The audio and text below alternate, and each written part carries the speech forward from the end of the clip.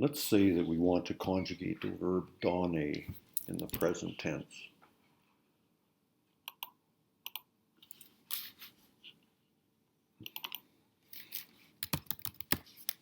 First, we would drop the ER from the end of donner.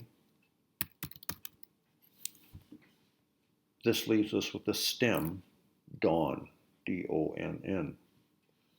As the formula in the left-hand column indicates, we attach an E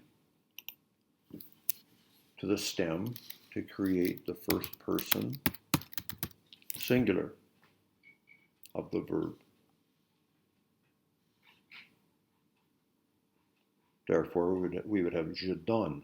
The second person singular would be, according to the formula, tu donnes, D-O-N-N-E-S.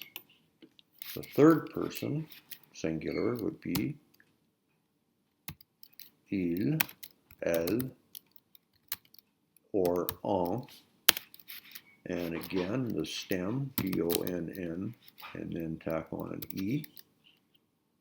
Okay, brings us to the first person plural, and we would have nu, and the stem, D-O-N-N, tack on the O-N-S to the stem, and we have nous donnons.